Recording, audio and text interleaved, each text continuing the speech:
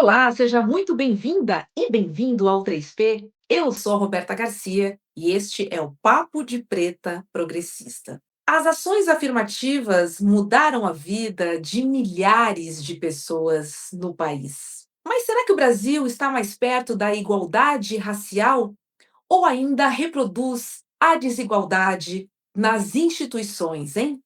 Para responder essas perguntas, eu convidei o professor Edmilson Santos dos Santos. Ele é uma das principais referências quando o assunto é pesquisa e dados sobre as ações afirmativas no país. Fica aí que o 3P começa agora. Professor Ah, Edmilson Santos dos Santos, seja muito bem-vindo ao Papo de Preta Progressista. É um prazer. Roberta, primeiro agradecer o convite, né? E não é só um convite, né? Vindo de uma personalidade do campo jornalístico como você, para nós é um motivo de muita honra, né? Obrigada, obrigada. Eu sou porque nós somos, professor. Esse é o nosso lema. Olha só, vamos falar sobre as políticas de ações afirmativas, que muita gente Ok. diz que elas não deveriam existir ou que elas já deveriam ter acabado há muito tempo. Eu queria entender quais são as pesquisas e os dados que você traz da Associação O Pará que confrontam essas afirmações, porque é muito claro, né, professor? A gente está muito distante da igualdade racial. Sim. Roberta, assim, ó, eu queria começar esse debate com um elemento que tem sido nós, principalmente o movimento negro, demoramos para entender o impacto dessa norma, né, no enfrentamento do racismo brasileiro, né, que é quando entra a Convenção Interamericana, quando ela ingressa no ordenamento jurídico com status de emenda constitucional. E lá no seu artigo 5º, ela diz que aonde houver desigualdade racial, precisamos ter políticas de correção. Nós somos uma sociedade cravada por desigualdades raciais. Então, ela precisa de correção. Mas a correção hoje não está mais numa decisão discricionária, fazer ou não fazer, debater isso ou não debater. Não, hoje está na Constituição. É um dever do Estado brasileiro, é um dever dos governos implementar ações afirmativas, e as cotas são uma das modalidades de ações afirmativas, para corrigir desigualdades. Então, quando eu tenho desigualdade, por exemplo, no mercado de trabalho, eu tenho que criar uma política de correção. Não porque eu quero, não porque eu acho isso importante, não, porque hoje isso é um dever constitucional. Desde 2021, o Decreto Legislativo 1 de 2021 colocou na Constituição brasileira a Convenção Interamericana. E nós demoramos para entender esse instrumento. Vamos lá. No caso desde quando nós implementamos o Estatuto da Igualdade Racial, já havia lá elementos de correção de desigualdades. Depois veio a política de cotas na graduação, ali em 2611, depois veio a DPF 186, que julgou constitucional essa ação, essa política, depois veio a política de cotas no serviço público, veio a DC 41, julgou constitucional essa política. Só que agora não se trata de um julgamento constitucional sim ou não, se trata de um dever constitucional, que essa é a novidade. Então, de vez em quando, eu acho estranho, assim, eu fico incomodado, e aí vou tentar um pouco discutir um aspecto que me incomodou bastante, que foi uma mobilização que houve dia 31 de março em defesa das cotas. Uma resposta à política do governo de Santa Catarina de acabar com as cotas. Não havia nenhum sentido de pensar que aquilo podia acabar. Tanto é que foi 10-0. Agora, nós nos mobilizamos por conta disto, de uma coisa que o Supremo iria dar como certo, 10-0, mas nós não nos mobilizamos, por exemplo, para impedir as fraudes nas cotas nos concursos públicos. Então, isso, para mim, é uma coisa que me incomoda, né? Ou seja, nós fomos capazes de nos mobilizar em torno de uma agenda que já estava vencida, mas não nos mobilizamos em torno de uma agenda que passamos 11 anos implementando a 12.990, e o próprio governo diz, os dados do governo, foi que foram um fracasso retumbante, né? Ou seja, uma sabotagem das instituições para não garantir a contratação de pesquisadores negros e negras, principalmente. A gente está falando sobre as cotas especificamente para o serviço público, né? Você até trouxe o exemplo do governador de Santa Catarina, que resolveu acabar com as cotas porque ele diz que o estado é muito branco e que as Sim, cotas não seriam necessárias, o que de fato é um grande absurdo.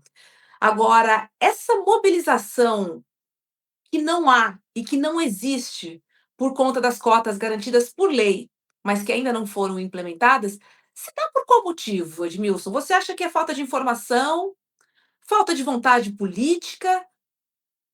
Onde é que está parando essa informação? Por que que a gente não se mobiliza nessa bandeira que é tão importante e ela é nacional? sim. Eh, eu tenho uma hipótese, né, assim, ó, o movimento social tem muitas demandas, né, para tocar, todo dia nós estamos enfrentando um leão na rua, né, então o movimento social tem muita dificuldade de lidar com a implementação, que envolve controle, avaliação, monitoramento, né. Mas quem é que tem isso? Quem tem isso são os pesquisadores, são as universidades. E nós temos pesquisadores negros e negras em todas as universidades. Então, caberia a nós produzir esse insumo, produzir os elementos para que o movimento social possa cobrar. Acontece que nós não produzimos essas informações. Então, há um problema aí que está associado aos intelectuais negros e negras que não produziram informações para que o movimento social pudesse fazer esse enfrentamento. Vou dar um exemplo. Aqui na minha universidade, que é a Universidade Federal do Vale de São Francisco, em 2021, eu decidi fazer um enfrentamento em relação à não efetividade da política de cotas. Havia passado 7 anos de lei de cotas e nós não tínhamos contratado um docente negro e negra pela lei de cotas. Alguma coisa estava errada. Construí uma estratégia de como levar esse debate para o Conselho Superior. Levamos para o Conselho Superior, que é uma comissão de assessoria ao Conselho Superior da universidade, e colocamos um relatório na mesa, que dizia: olha, nós não contratamos, isso aqui é racismo institucional. Então, na nossa universidade, houve um enfrentamento com informações sobre a nossa universidade. Claro, nós acabamos perdendo, né? Perdendo o debate no Conselho Superior. Eu fiz 3 pedidos. E do que pareça, começar a aplicar a lei, reparar todas as vagas, não que, por conta da falta de, por conta da não implementação, e um pedido de desculpa. Foi uma guerra na instituição, uma guerra, e acabei perdendo esse debate. Mas o ambiente ficou tão constrangedor de dizer: olha, nós temos que cumprir a lei, que logo em seguida a instituição começa a cumprir a lei. E hoje a Univasf tem de efetividade na contratação de docentes negros e negras 90%. Uau! A média nacional de 11 anos, 10 anos, né? A média de 10 anos é de 1,6%. Uau! Então, aqui houve disputa, houve relatório na mesa para que pudesse alimentar o movimento, né? Foi um grande debate na instituição, e aqui houve transformação. Agora, nas outras universidades, não temos movimento negro nas outras universidades? Não temos pesquisadores negros nas outras universidades? Então, a implementação é o gargalo. E aí eu acho que nós falhamos, enquanto pesquisadores, né, de colocar esses insumos na mesa para garantir um enfrentamento efetivo, né? Inclusive, logo depois disso, que nós sofremos essa derrota aqui, em vez de fazer, eu fui fazer o curso de Direito para melhorar a minha argumentação para esse enfrentamento e elaborei uma pesquisa de avaliação nacional, olhando várias universidades. E começamos, foram abertos mais ou menos 10.000 editais para entender como é que eles fraudavam a lei de cotas. Nós encontramos algumas modalidades de fraude de lei de cotas que ocorriam ano após ano nas instituições. As instituições não se preocuparam que não estavam contratando pessoas negras. Elas seguiram cumprindo a regra, não contratar.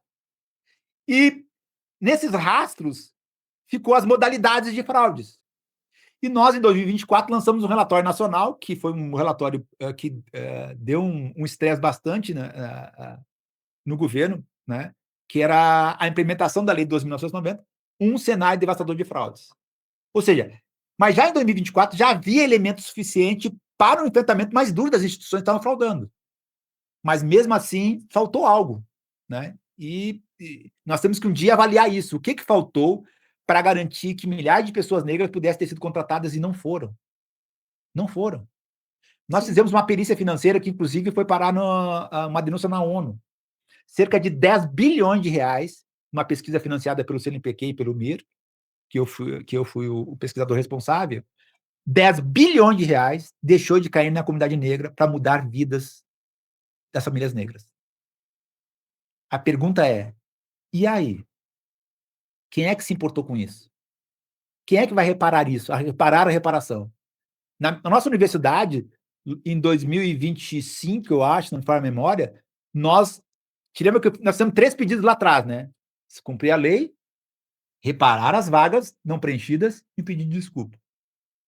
Nós começamos a cumprir a lei e hoje temos 90% de efetividade. Só perdemos para a Universidade Federal de Pelotas, que tem 100%. O resto não chega a 30%. Reparar as vagas. Fomos a primeira universidade no Brasil que fizemos um debate no Conselho Superior, posteriormente a 24, né? E decidimos reparar todas as vagas não implementadas naquele período. Tanto é que um concurso está ocorrendo hoje, nós estamos com 50% de vagas raciais. A lei diz 30%. Nós estamos com 30% e mais 20% para reparar aquelas vagas que nós não preenchemos lá atrás. E esse ano o reitor decidiu fazer o pedido de desculpa à comunidade negra, né? Porque ocorreu foi muito grave. Foi muito grave. Com Muitas pessoas certeza. negras não foram contratadas, muitas famílias negras não puderam dar um futuro melhor para as suas famílias, porque quando uma pessoa negra avança, ela não avança para cumprir objetivos próprios, né? A gente precisa trazer muita gente conosco, né? Então, foi muito grave o que aconteceu. E, infelizmente, e agora, né, saiu recentemente o relatório do TCU confirmando isso. Saiu um relatório 1278 de 2026, que confirmou que foi muito grave e está exigindo das instituições que elas mudem os procedimentos em 180 dias. Então, algum dia a gente vai precisar fazer um encontro com essa verdade, entendeu? Sim. Algum dia. Agora, Edmilson, eu fiquei curiosa para saber quais são os estados que mais aplicam e também aqueles que menos aplicam, porque você fez uma pesquisa, você contou aí para gente pela Associação O Pará. Essa é uma outra agenda da Associação Pará, que é a agenda das cotas nos municípios brasileiros. Nós lançamos um projeto chamado Cotas na Pontas, né, para poder avançar sobre a última fronteira das cotas raciais. Inclusive, esse é o nome do relatório que nós lançamos em 25 de maio, na Faculdade de Direito da USP, né? É um relatório em parceria com a Educafro, que nós fomos identificar nessa última fronteira, que são os municípios, já que no caso da União já estava resolvido, no caso do governo estadual também já estava resolvido, mas no caso dos municípios não estava resolvido, né? E aí montamos esse projeto, acabamos analisando e identificando que cerca de 90% dos municípios brasileiros não possuem lei de cotas. Não possui lei de cotas. Mas há alguns exemplos muito interessantes. E aí eu vou citar 2, que são a nossa referência, que é o Paraná. O Paraná hoje tem 89,2% dos municípios com lei de cotas. O Essa é Paraná a última parte. governado por Ratinho Júnior. Exatamente. Tem 89,2% com política de cotas. E no caso do Espírito Santo, eu não tenho a última parcial. O defensor público Hugo Matias me mandou ontem a última parcial, não tive condição de ver ainda, mas mais de 53% dos municípios do Espírito Santo também têm lei de cotas raciais. E aí tu vai ver Bahia, 7%, Pernambuco, tudo menos que 10%. Então, isso não é razoável, né? Que nós estejamos em 2026, há 5 anos depois da Convenção Interamericana, que nós não tenhamos cotas em todos os municípios brasileiros. E aí nós criamos esse projeto chamado Cotas na Ponta para sensibilizar o Ministério Público ou a Defensoria Pública para pressionar os municípios a garantia do direito. Tem aquela frase do Betinho, né, que é quem tem fome tem pressa, né? E nós estamos criando a nossa frase é como é que é? Quem tem fome de direito também tem pressa. E a população negra precisa alcançar esses direitos que está garantido na Constituição brasileira hoje. E aí nós estamos nessa batalha aí nacional. Nós estamos nessa fase agora, nós estamos tentando mobilizar atores sociais dispostos a ser parceiro nosso, porque nós oferecemos os insumos, as informações necessárias, nós apresentamos uma minuta de representação, mas cabe ao movimento social ingressar junto ao Ministério Público, de ingressar junto à Defensoria Pública, cobrando deles um papel que é importante, né, que é o controle, né, da efetividade dos direitos. Né? No caso lá do Paraná é o Ministério Público, no caso do Espírito Santo é a Defensoria Pública. Agora, Edmilson, esses números são muito baixos, né? Falar em 10% na Bahia, por exemplo, é um horror, né? No É, estado 10%, mais acho mais ou menos é negro 7%. do Isso, Brasil, assim, exatamente. assim, é assustador de fato. Agora, fica muito claro aqui que não basta criar uma lei, né, Edmilson? É Não. preciso fiscalizar a sua implementação. É aí que a política pública falha? Sim, claro que é importante tu ter uma norma, né, é importante isso, mas isso por si só não basta, né. É preciso que a gente, faça o monitoramento disso, né. E infelizmente nós, os intelectuais negros e negras, ou aquelas pessoas que também são aliadas, nós não olhamos isso com a acurácia que nós precisávamos ter olhado.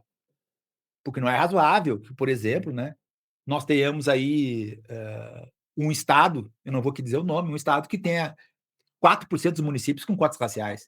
Não é razoável que uma universidade tenha passado 10 anos e tendo contratado apenas 2 pessoas negras. Ou seja, faltou controle, faltou pressão, né. E eu acho e a ideia de criar a associação foi para esse objetivo, ser uma entidade autônoma das universidades, que pudesse produzir relatórios, que pudesse ofertar insumo para o movimento negro brigar. Nós lançamos em abril nosso primeiro relatório que está sobre o racismo na ciência.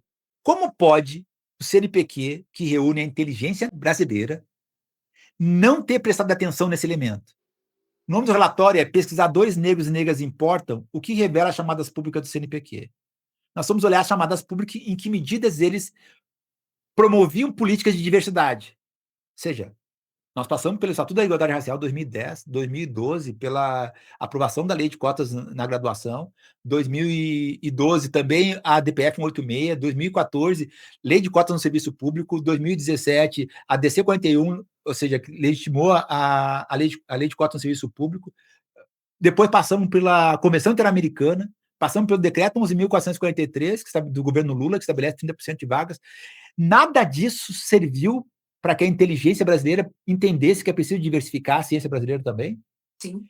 Quando a ciência brasileira começa lá atrás, ela começa com fundos públicos. Fundos públicos que foram alimentados pelo trabalho escravo. Nós tínhamos uma economia que gerava impostos que estavam no trabalho escravo. Então, a ciência brasileira foi construída sob essa perspectiva. E quando ela foi construída, quem estava nas universidades não éramos nós, eram apenas pessoas brancas. Então, todas as pessoas brancas que conseguiram avançar na ciência, avançaram com recursos públicos. E recursos públicos alimentados por 400 anos de escravidão. Quer dizer que essa inteligência não foi capaz de pensar política de diversidade na ciência agora em 2020? Então isso é muito grave. E o que nós identificamos? Que em editais equivalentes a 10 bilhões de reais, não tinha nenhum edital com algum tipo de política de diversidade. Ó, vamos garantir reserva de vaga para formar cientistas negros, vamos garantir reserva de vaga para pesquisadores negros, nada. Então, isso não é razoável. E isso foi feito pelo CNPq. Está sendo feito hoje pelo CNPq. Agora, por que ninguém quer discutir essas questões? Por que ninguém quer discutir as fraudes do concurso público? Por que ninguém quer discutir como é que o CNPq ficou todo esse período sem ter política de diversidade, entendeu? Isso é muito grave, entendeu? Isso é muito grave.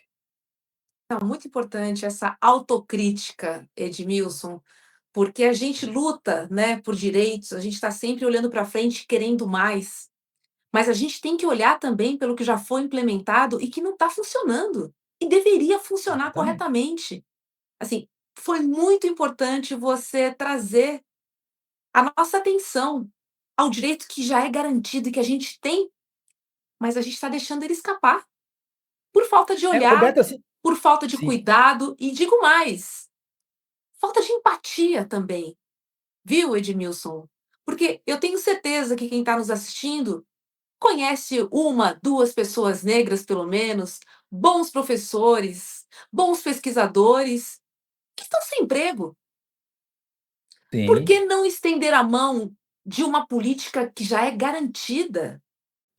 Houve uma atenção muito boa na graduação, ou seja, começou a ter, como havia uma desconfiança de que os jovens negros, né, que ascendiam à universidade, né, eles tinham uma qualidade pior que as pessoas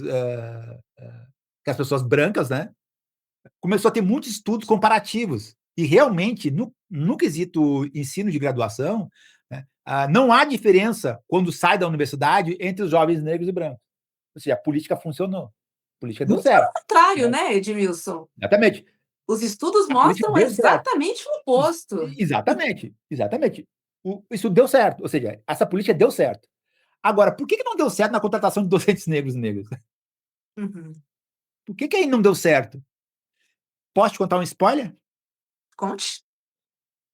Tá. O primeiro relatório nosso foi sobre o racismo na ciência, o segundo relatório foi sobre a última fronteira das cotas raciais dos municípios. Nosso terceiro relatório, que vai ser apresentado em agosto, é sobre o decreto 11.443 de 23. Você sabe o que é o decreto 11.443? Não. É o decreto do governo Lula que estabelece que 30% dos cargos de confiança devem ser pessoas negras. Vem novidade por aí. Nós resolvemos entrar para dentro desses dados e estamos trazendo novidades. É impressionante como as instituições se rebelam quando é entregar direito à população negra. Então, esse é o nosso próximo relatório, em parceria com a Educafro. Nós vamos lançar agora em agosto. Mais uma notícia triste, infelizmente. A gente está falando de 30% das vagas no serviço Nos público, cargos de direção. nos cargos de direção. Hoje em dia, você tem ideia qual é a nossa porcentagem? Eu não quero avançar muito nisso, porque eu vou dar detalhes, inclusive, qual é o público-alvo nosso, né? Ou seja, nós não analisamos todo o governo federal. Nós escolhemos uma parte do governo federal que nos interessava para identificar como esses órgãos são resistentes à política de cotas, né? Mas os resultados são vergonhosos. Vergonhosos. Isso eu posso afirmar. O resultado é vergonhoso. O Menos de nível de cinco por resistência das cento? instituições. É, Menos de por 5%. aí. Por aí. Tem instituições que simplesmente decidiram: nós não vamos colocar pessoa negra em cargo de direção. Não nos interessa esse projeto do governo Lula. Isso aconteceu. É grave. É muito Muito grave isso. grave. Muito Muito grave. E grave, esse é o Edmilson. nosso próximo relatório. Para um país tão desigual como o nosso, né, em que há tanta Sim. desigualdade racial, econômica, enfim, a gente sabe quem ocupa a base da pirâmide. Mas tem uma outra questão também que me preocupa, que é a resistência das pessoas em abrir esta vaga para pessoas negras. E uma vez aberta, há muitas histórias e muitos casos de pessoas negras que conseguiram a vaga, fizeram a prova e foram reprovadas na banca de heteroidentificação. A gente tem um exemplo que aconteceu no Itamaraty, um Itamaraty, exemplo isso, recentemente. muito recente, né. Porque eu quero entender também de que maneira que essas pessoas podem ser protegidas, porque é uma luta individual contra um sistema que não quer que ela ocupe esse espaço. Assim, de que maneira que a É, gente pode proteger essas pessoas? Porque protegendo essas pessoas, a gente está estimulando as outras que vão vir também. sim. Há um debate muito difícil sobre a questão da heteroidentificação, né? Ou seja, o movimento negro, quando começou a sua luta por defesa de direitos, né, ele considerou pardos e pretos como pessoas negras e a defesa dos direitos de pessoas negras, né? O problema é que há muita controvérsia e há muita dificuldade de interpretação sobre o direito dos pardos, né? Mas se eles foram colocados, pardos e pretos, para garantir que hoje 56% da população é negra, os pardos também têm direito, né? E Tem aí começa toda uma dificuldade de entender qual é o limite do pardo, né? E isso tem gerado muito estresse, ou seja, pessoas que são aprovadas numa banca de administração e não são aprovadas em outra. Então, nós estamos longe de resolver essa questão, longe, né? Temos muita dificuldade, né, de construir um consenso em torno disso, né? Eu acho que, e assim, ó, no caso, tá, esse é o caso que responde à questão do Itamaraty, mas no caso da contratação de docentes, que foi o maior número de concursos durante os 10 anos, 11 anos da lei de 2.990, não foi a heteroidentificação que criou as barreiras. São outras barreiras do racismo institucional. Inclusive, o racismo institucional, que a gente chama, né, que vem do que ocorreu lá na Inglaterra, né, do caso Lawrence, né, Stephen C. Lawrence, que é o jovem negro, né, que foi atacado por outros jovens brancos, né? E o inquérito estava cheio de problemas, né? E aí, desse inquérito, né? O inquérito Lawrence criou, criou o conceito, né, de racismo institucional, ou seja, em que medida que a polícia não foi dirigente, né? Porque ele é uma pessoa negra, né? E nós incorporamos esse debate, o racismo institucional, quer dizer isso, em que medida as instituições, né, tratam de uma forma neutra que esconde o racismo. Mas nós colocamos na Constituição, em 2021, o racismo institucional, que é a discriminação racial indireta. Ou seja, hoje esse conceito é constitucional, que é como os procedimentos que aparentemente são neutros, eles buscam alcançar as pessoas negras. E aí, os concursos estão cheios de problemas, que não é heteroidentificação, ou seja, considerando que o nível de efetividade foi de 1,6%, ou seja, não foi a heteroidentificação que levou a esse 1,6%. Foram outros procedimentos, tidos como neutros, que foram cada vez mais barrando a entrada dos professores. Vou dar um exemplo. A lei diz que a pessoa negra, quando vai fazer o concurso, ela tem direito à dupla porta de entrada, que é a reserva de vaga de pessoas negras e a ampla concorrência. Então, cada pessoa que se inscrever tem essa dupla modalidade de entrada. O que aconteceu? Algumas instituições começaram a sortear quem eram as pessoas que podiam ter a dupla porta de entrada. Olha o que absurdo. E mais absurdo ainda.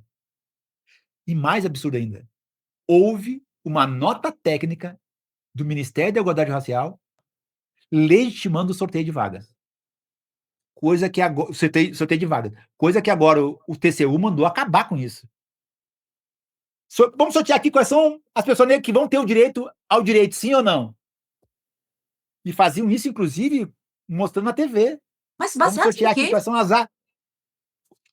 a vontade de não implementar a lei. Ou seja, um procedimento aparentemente neutro, vou sortear aqui quem é que tem direito a essa vaga, acabava limitando o acesso ao direito. E isso aconteceu em larga escala, e isso foi um dos responsáveis pelo 1,6. Há um outro exemplo para te dar. A lei diz que a cada 3 vagas haverá reserva de vagas. No livro que a gente lançou em 2025, chamado Avaliando os 10 anos da lei, A Mão Invisível do Racismo Institucional e a Sabotagem da Lei de Cotas, está lá no livro, numa página, uma instituição, para não acumular uma vaga, 3 vagas, ela publicou 5 editais,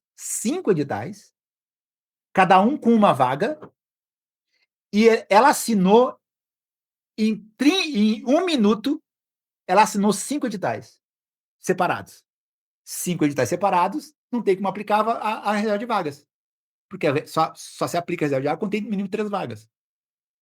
A instituição publicou 5 editais em 1 minuto, cada um com uma vaga. Então, você parece neutro, não é por área. Não, a lei não trata sobre áreas. A lei trata sobre cargos. Né? E todo mundo sabe o que é cargos. Então, essas foram modalidades de fraudes que foram construídas durante todo esse período que chegou a 1,6%. Então, aparentemente, a instituição estava fazendo. Não, nós estamos seguindo aqui o que nós achamos que é importante, de como deve ser feito. Não. Vocês viram que em 2015 vocês não tinham contratado nenhum professor negro. Vocês viram em 16 que não tinham contratado nenhum professor negro. Aí vocês descobriram uma forma de não contratar e ficaram aplicando isso por 11 anos. Isso é grave. Isso é muito grave. Terrível, isso é terrível. Porque, de novo, né, Edmilson, a gente vai voltar lá para o começo da nossa conversa. O que são ações afirmativas e por que que elas são necessárias? Porque a gente vive num país desigual, em que as pessoas não tiveram a mesma linha de largada. Então, as cotas ou as ações afirmativas são políticas de reparação para que haja minimamente um equilíbrio. E a gente não está falando aqui de tirar a vaga de outra pessoa. O que a gente está falando aqui é de dar oportunidade para um grupo que nunca teve. Nunca Esse teve. grupo aqui não tira a cadeira de quem já tem, por conta de muitos motivos, e você já trouxe alguns deles aqui para nossa conversa. Então, quando a gente fala em ação afirmativa, em política de reparação, assim, não me venha falar sobre meritocracia nessa mesma conversa, porque não cabe, Edmilson, não cabe. Não cabe. Tem uma frase do Emicida que eu adoro, que é: "A maior crueldade que existe é tratar com igualdade os desiguais". Essa frase diz tudo, Edmilson, tudo. Tem uma questão que nós precisamos avançar mais, né? Que é como é que nós produzimos essa desigualdade? Ou seja, as pessoas negras tiveram as mesmas chances de estudar lá em 1800 que as pessoas brancas? As pessoas negras, quando chegaram aqui, receberam terras, receberam benefícios, oportunidades, as mesmas que as pessoas brancas que vieram de outros países vieram para cá, para Da ajudar a construir Europa, esse por país? exemplo? Uhum. Exatamente. Então, essas pessoas não chegaram aqui e foram submetidas à escravidão, mas nós fomos. E por 400 anos, o maior período de escravidão, né, negra da travessia do Atlântico fomos nós. Então, nós não produzimos uma desigualdade de acesso? Produzimos.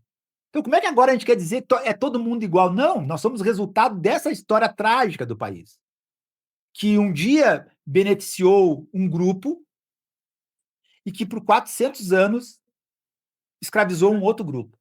Então não há igualdade. Agora, nós queremos um país de igualdade. Então nós temos que dar, ou seja, dar condições a isso. Ou seja, as mesmas condições que foram dadas aos imigrantes lá, né? Terras, por exemplo, acesso a estudo, por exemplo. Agora nós Financiamento. temos financiamento. Então, agora nós temos que dar para a população negra. Se nós queremos um país onde prevaleça o Estado Democrático de Direito, a igualdade. E a igualdade é material. Nós precisamos garantir condições materiais de sobrevivência e de igualdade. Tem um empresário em São Paulo, um amigo que eu acabei construindo na minha passagem por Brasília, né? Que ele diz: Edmilson, é o empresário do Migliano. Ele diz: Edmilson, o debate sobre equidade, igualdade é o seguinte: se o dinheiro troca de mão. Se o dinheiro não trocar de mão, não adianta. Então tem que fazer o dinheiro trocar de mão. Então, quando tem a política de cotas, tu faz o dinheiro trocar de mão, né? Ou seja, vou dar 30% aqui dessas vagas aqui para as pessoas negras. Ou seja, o dinheiro que antes iria para as pessoas brancas vão para as pessoas negras. Ó, 30% de cargo de confiança que antes iriam para as pessoas brancas, agora vão para as pessoas negras também. Então, tu vai mudando de mão e vai permitindo que essas famílias vão produzindo um outro cenário para os seus filhos, para os seus netos, dando outras condições. Então, tem que fazer o dinheiro trocar de mão. Agora, nas políticas que podem trocar de mão, simplesmente as pessoas decidem não cumprir as leis, e quando isso é do próprio governo, então, ou seja, o problema racial brasileiro é uma tragédia permanente, entendeu? Uma tragédia permanente, né? A gente está vendo aí a questão da genocídio da juventude negra, né? Isso é uma tragédia permanente, e não é só no genocídio da juventude negra, né? Ou seja, o racismo obstétrico. Pô, quando nós vamos parar com isso, né? Quando nós vamos parar com tudo isso, entendeu? É um As pessoas, histórico o eu extermínio digo, da exatamente, população, né? Seja com exatamente, política de drogas, Se a gente olhar o Sim, nosso sistema carcerário, você trouxe aí do racismo obstétrico, que é um absurdo, né, mulheres absurdo. negras terem menos doses de anestesia, porque culturalmente mulheres negras são mais resistentes à dor.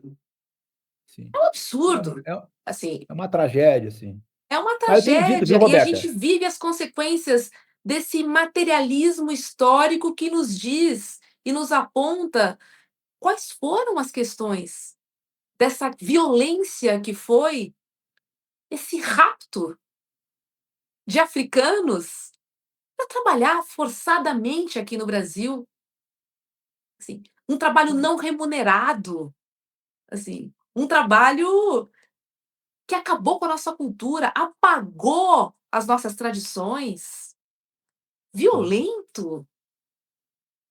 E mesmo depois de tanto tempo, né, continua essa violência, né. Mas tem um aspecto, Roberta, que eu tenho chamado a atenção para algumas pessoas, né, ou seja, eu acho que todo dia quem abre a rede social vê denúncias de racismo todos os dias, né.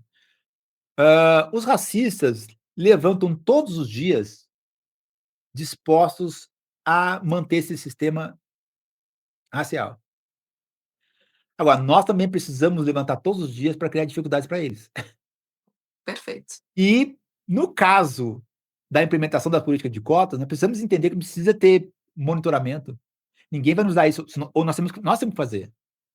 Ninguém vai nos dar monitoramento, nós temos que fazer monitoramento, nós temos que fazer avaliação, nós temos que levantar todos os dias pensando: "Ah, hoje nós vamos dar muito trabalho para vocês". E foi isso que a gente fez aqui. Hoje eu tenho uma universidade que destoa de todas as outras universidades, excetuando a UFPEL, que tem 100% de efetividade na lei de cotas. Nós temos 90% de efetividade na lei de cotas, porque aqui teve guerra, aqui teve disputa para garantia do direito. Agora você vai em outras universidades maiores que a Univasf, Universidade Sul-Sudeste, que simplesmente, vou dizer de novo, isso para mim é trágico, simplesmente descobriram uma forma de não contratar as pessoas negras e seguiram por 11 anos fazendo isso. Não, e que ninguém se importou. Veja só, quando eu comecei a estudar isso, eu queria entender como é que as universidades pensavam esse problema. Eu comecei a abrir uma série de representações no Ministério Público, questionando o comportamento das universidades. Cheguei a abrir 24 representações no Ministério Público. Tá? Apenas uma representação no Ministério Público chegou até a justiça, que foi o caso de Sergipe. A Universidade Federal de Sergipe teve que fazer um acordo com o Ministério Público para reparar as vagas e para aplicar a lei corretamente. Em 21 representação do Ministério Público, sabe qual foi a resposta do Ministério Público, Roberto? Qual? Tem nada de errado acontecendo. Ou seja, o guardião da lei, o Ministério Público Federal, respondeu para mim, representações que eu fiz, que não tinha nenhum problema quando as universidades não estavam contratando professores negros.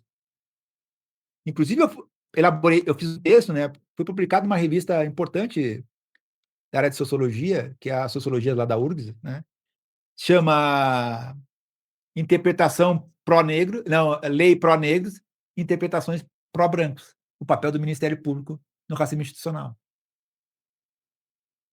Ou seja, 21 representações que eu estou perguntando no Ministério Público, aqui o que está acontecendo aqui, ó. A resposta do Ministério Público para mim foi a seguinte, ó, tem nada de normal acontecendo aqui. Como é que a gente acorda todo dia sem pensar que a gente deve dar mais trabalho para essa turma, entendeu? Claro, hoje, felizmente, o Ministério Público já tem um outro entendimento, né? Mas até aí, muitas pessoas negras deixaram de ingressar no serviço público. E a média na contratação de docentes foi de 1,6%. Mas a média geral não foi tão diferente assim. Foi de, eu acho que era 7,9%. É muito baixo. Muito abaixo, entendeu? Uhum. Então, houve problemas graves e nós não fizemos essa discussão na hora da renovação da lei de cotas, apenas ampliamos o percentual, né? O que é aumentar o percentual se não garante efetividade? Não adianta nada. Você pode colocar 90% de lei de cotas.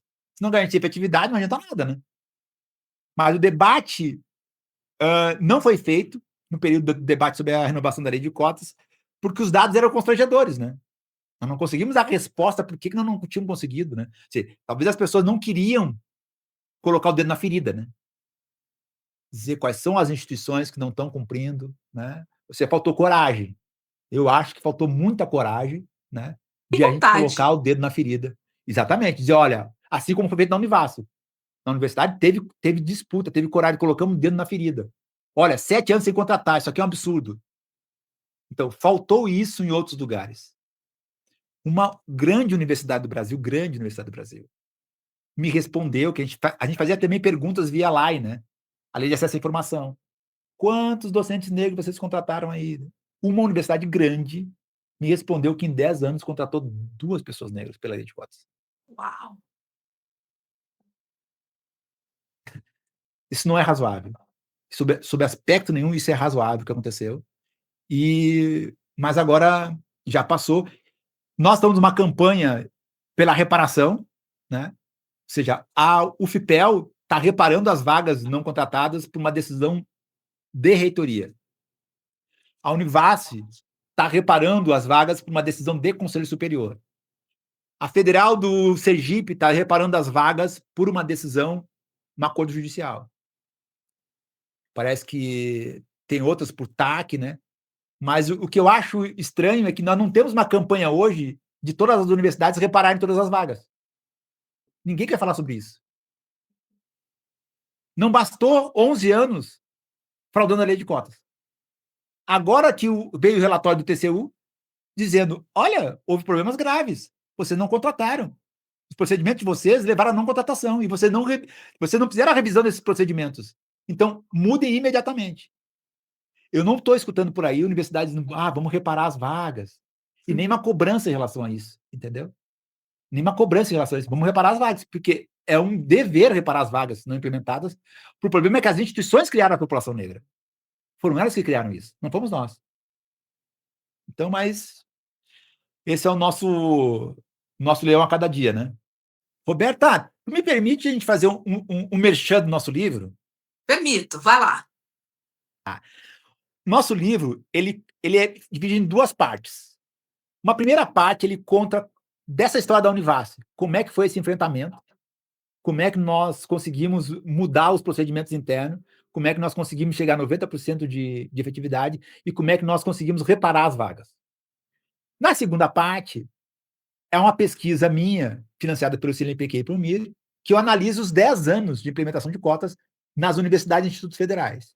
Esse livro se chama A Mão Invisível do Racismo Institucional e a Sabotagem da Lei de Cotas Raciais, organizado por mim, professora Edmilson, e pela professora Ana Luísa, que conta aqui com a participação de outros colegas da universidade, né? Nós contando essa história, que é uma história muito legal, assim, de como é que a gente mudou mesmo a luta que foi mudar os procedimentos na instituição e nos tornar uma instituição referência nacional na implementação da lei de cotas, né? Então, esse livro aqui está lá no nosso site, né, do www.redeopará.com.br, né? Disponível para as pessoas que quiserem encomendar, a gente envia, né? Mas é um livro assim que conta essa história, que é uma história bonita da Univasse, né? De como é que a gente garantiu a plena efetividade dos direitos da população negra aqui, né? Se nós Não, e é conseguimos, importante a todas gente ter poderiam ter uma história conseguido. de luta de sucesso também, né, Edmilson? Sim, sim, Não sim, só sim, como sim, estímulo, mas como ferramenta do que é possível, sim. né? A Do gente que é sai possível, um pouco exatamente. daquela camada de desejos e sonhos para algo muito Sim, prático que a gente foi, precisa, foi prático. sabe? E assim, ó, foi guerra, viu, Roberta? Foi Uhum, guerra. Geralmente as universidades têm guerra de 4 em 4 anos, né? Eleição para reitor. Geralmente eleição para reitor é uma guerra interna na instituição, né? uhum. Nesse caso aqui, o debate sobre a lei de 2009 foi uma guerra travada. E eu conto em detalhes essa guerra, especialmente no primeiro capítulo, né? Eu conto em detalhe de como é que foi as minhas frustrações em relação a que eu classifico aqui, né, os racistas da universidade, né, as pessoas engajadas, né, na luta antirracista, né, e os racistas não convictos, Boa. que são aqueles os antirracistas não convictos, né?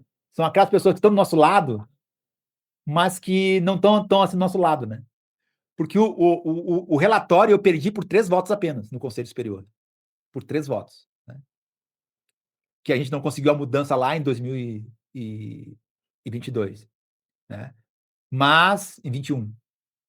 Mas, quando a gente retorna o debate para a universidade, depois de ter lançado o relatório sobre nacional, a implementação da lei de cotas no Senado debatedor de fraudes, nós retornamos com o debate para a universidade e colocamos de novo o debate na mesa.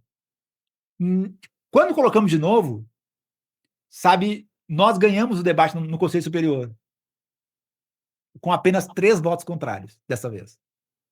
Ou seja, nós conseguimos fazer que a instituição amadurecesse uma disputa muito tensa, né, interna e também externa, né, mostrando quão que as instituições como um todo, né, foi endêmico, né, as fraudes foram endêmicas, né.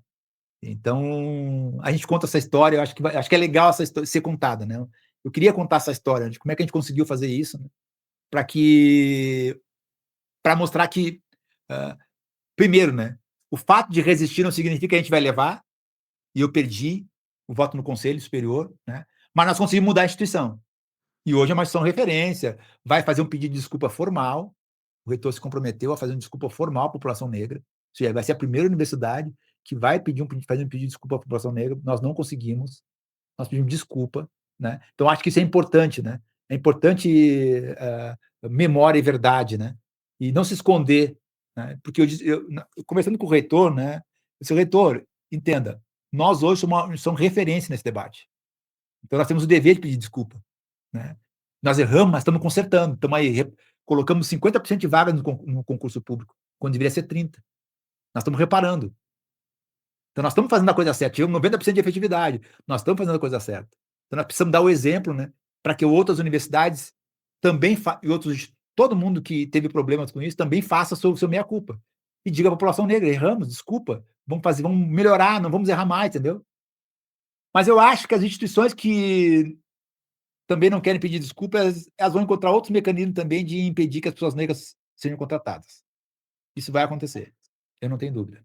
Edmilson, e o que mais você tem de informação sobre cotas na ponta, hein? Esse assunto Ah, é importante, é muito importante. você sabe que, o racismo institucional, ele opera lá na ponta, né, ou seja, é lá na escola, como aconteceu essa semana, ontem, hoje aí, né, uma denúncia lá em Mossoró, a professora se gabando, dizendo que é racista na sala de aula, né, só que o aluno gravou, né. Então, essas coisas acontecem lá na ponta, no posto de saúde, é na assistência social, é na escola. Agora, quem é que mais oferta serviços públicos no Brasil? São os municípios. Então, os municípios precisam estar no nosso radar. Nós precisamos melhorar, ou seja, enegrecer os municípios para criar um contraponto para evitar que essas coisas aconteçam, né. Então a gente precisa ter cotas nos municípios, que a gente não conseguiu avançar em relação a essa agenda. Por isso que nós criamos o projeto Cotas na Ponta, né. Mas tem coisas muito interessantes, fora o caso do Paraná, né, que hoje tem 89% dos municípios com cotas raciais. Fora graças à atuação do Ministério Público, a atuação muito forte do procurador, do promotor, Rafael Moura, no Espírito Santo, né, por conta da Defensoria Pública, o defensor público Hugo Matias, inclusive, nós temos no Espírito Santo tem um primeiro caso de que a justiça não só manda o município implementar a lei de cotas, como a justiça manda indenizar por danos coletivos. Primeiro caso foi lá do Espírito Santo, que a indenização foi de R$ 50.000. Quando nós divulgamos os R$ 50.000, algumas pessoas, mas é muito pouco, né? Aí eu disse assim: olha, é um município que tem apenas 12 mil habitantes. Então significa 4.000, R$ 4 e um pouco por habitante. Agora, se nós extrapolarmos esse mesmo valor por habitante para os municípios de São Paulo, que não têm política de cotas, hoje o valor total é de R$ 86 milhões. Ou seja, aplicada essa mesma métrica de valor aos municípios de São Paulo que não têm política de cotas, hoje o valor de uma indenização por danos coletivos seria de R$ 86 milhões, ou seja, não é pouca coisa. Não. Se nós ampliarmos para o Brasil inteiro, é muita grana que seria uma indenização. Então, esse é o primeiro caso que aconteceu no Brasil, né, de indenização por não ter política de cotas. Mas nós estamos assim, ó, estamos assistindo, como nós estamos acompanhando essa ação em alguns estados, hoje, no estado do Rio Grande do Sul, quem está tocando conosco essa ação é a Educaf Rio Grande do Sul, e em Minas Gerais, quem está tocando é um coletivo que se reuniu num evento lá em São João del Rei, um coletivo de pessoas que estavam lá no evento que eu estava participando, eles resolveram entrar com uma representação do Ministério Público, né, cobrando compromisso com essa agenda. No Rio de Janeiro foi a Educafro. Em São Paulo foi uma ativista, né, do Frente Negro Online, que é a Ruth Lopes, né? No Amazonas, uma pesquisadora nossa, né, a Vanessa Nascimento, ela que peticionou uma representação no Ministério Público. Em Pernambuco, um mandato de um vereador e de uma deputada estadual, o professor Gilmar e a Rosa Amorim, né, que entraram, e aí eu já vou contar uma novidade sobre isso já, agora. E na Bahia, um coletivo de Frente Negra Online, Frente Negra do Velho Chico, né, que é aqui também da região do Juazeiro, né, que entrou com uma representação. Então, a gente está mobilizando. E no caso de Goiás, um coletivo de mulheres negras. Né? Então, nós estamos. Inclusive, lançamos uma campanha essa semana, né, que nos outros estados, que se tenham outros grupos dispostos a dialogar conosco, nós colocamos os insumos, colocamos os dados na mesa, né, elaboramos uma minuta de representação para que eles possam ingressar no Ministério Público, na Defensoria Pública, cobrando direito. Mas, na segunda-feira, nós, o professor Gilmar e a Rosa Amorim entraram, peticionaram a representação no Ministério Público de Pernambuco. Em seguida, parece que estava combinado, né? Já havia um promotor, que é o Igor, já com um evento para discutir isso. E o evento ocorreu ontem, lá em Recife. Então, quando nós ficamos sabendo, quando esse cara sabendo da representação, disseram: olha, nós já estamos discutindo fazendo esse debate aqui em Recife. Edmilson, não quer vir aqui conversar conosco? Aí eu fui para Recife ontem, né? Quer dizer, ontem, mas ontem foi o evento. Fui para Recife para discutir com o Ministério Público lá, e tinham outras pessoas trazendo outros olhares, né, que era uma escuta pública, né, sobre a implementação de cotas dos municípios, e imediatamente o promotor Igor já estava lá também a Associação de Municípios, que eu acho que foi a grande sacada do promotor Igor, né, trazer a Associação de Municípios para escutar essas coisas, né, e de lá já começou a construir uma agenda estadual de como enfrentar o debate das cotas em Pernambuco. Seja, não há mais saída, é uma obrigação, é um dever constitucional, não há mais saída. Então, nós precisamos colocar isso para frente, mobilizar as instituições que possam pressionar isso, que ocorra o mais rápido possível, essa passagem, né, de não política de cotas para 100% de política de cotas, a universalização da política de cotas. Né? Então, esse é um primeiro passo. Eu disse assim, ó, essa é a primeira onda. Só que existem outras ondas. Sim. Uma outra onda qual é?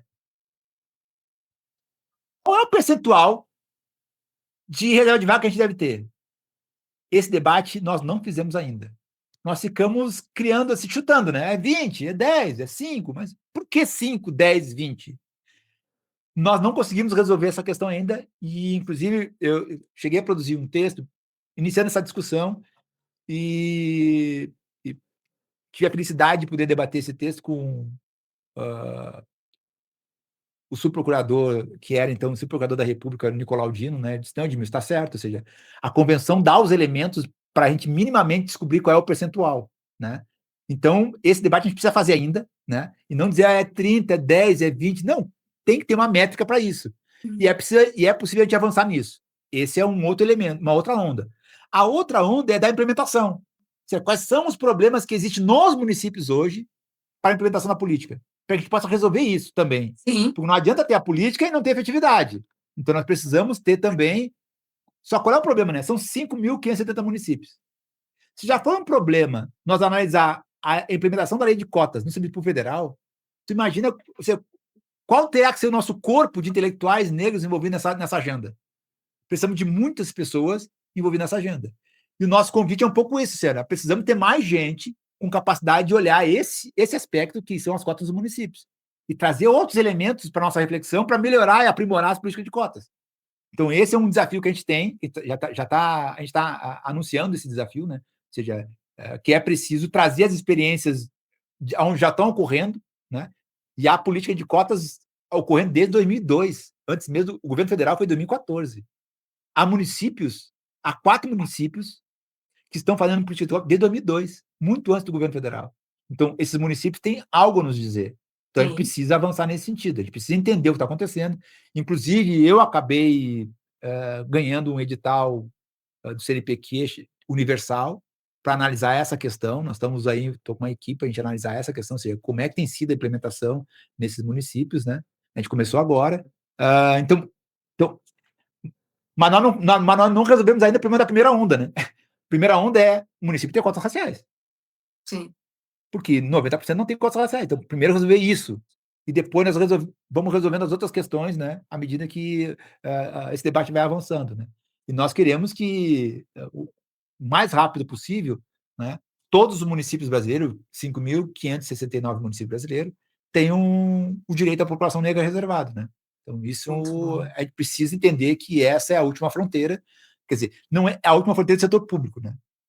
Porque depois de resolver a questão do setor público, nós temos o setor privado, né? Também tem seus problemas, né? De como garantir o direito à população negra, né? Então, mas a gente Temos precisa muito avançar no setor trabalho pela público. frente, né, Edmilson? Temos muito trabalho pela frente, muito Mas eu trabalho pela fico frente, e a feliz, professor, que você e a Rede Eu Pará estejam se dedicando a esse tema, porque a sim, autocrítica é necessária para a gente poder sim, avançar, para a gente poder avançar. garantir direitos já constituídos, para que a gente de Exatamente. fato consiga também olhar para frente a partir dessas experiências de sucesso que a gente tem no nosso histórico e também das experiências que não deram certo.